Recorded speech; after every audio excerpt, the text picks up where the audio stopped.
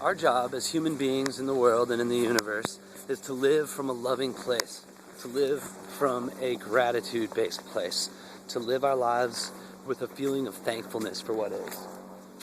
Looking around at our lives and being grateful for the moment in whatever is happening.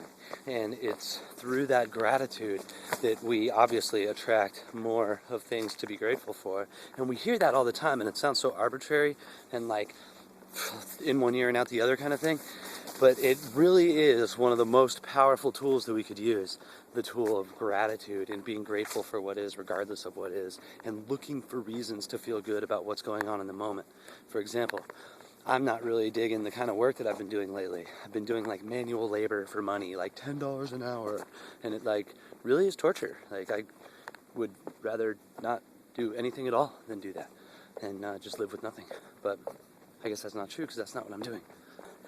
So if I'm bitter about what I'm doing all day long, then that energy is super tight and tense in my life and in my body. And I am just radiating this feeling of disgust and frustration with where I'm at and what's going on.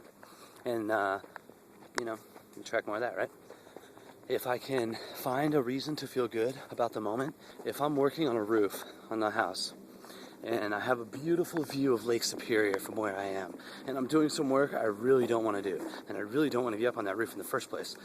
But I do have Lake Superior. There's a prime thing that I can put my attention on as something that I'm grateful for. Even if I feel crappy about being there at all, if I can keep my attention and my focus on the view or whatever beautiful aspect of the moment that I can find, then I begin to break up that tense, negatively charged energy of everything I don't want.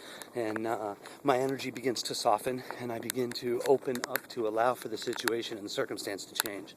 So the more that I can practice gratitude in my day, in my work day, while I'm feeling frustrated about what's going on, then the less that I'm going to have that in my future. And I'm noticing a change in my life now just by practicing it for the last little bit. The different circumstances are showing up. I'm starting to make more money doing other things besides manual labor. And I'm working with my belief system to change the belief that money comes from hard work. Because that's the thing that manifests for me over and over again. When I ask for more money, I get more work. People like come to me and they're like, can you fix my roof? Can you build me a shed? Can you do all this manual labor at my house that you don't want to do? And I'm like, yes, I need money. I guess I will. And that is all changing as a result of working with my belief system and practicing gratitude. And I highly recommend you practice gratitude. Do whatever you got to do to find something good about your day that you can focus on to help that energy loosen and soften so that it can begin to change. Because it will change for you. If you work in an office or something, maybe there's a person in the office that you're really grateful to work with. Maybe the workflow of the office is nice and smooth. There's got to be something in your day that you can find to be grateful for. And I know that we hear it all the time, and it always just goes right through. At least it did for me for the longest time.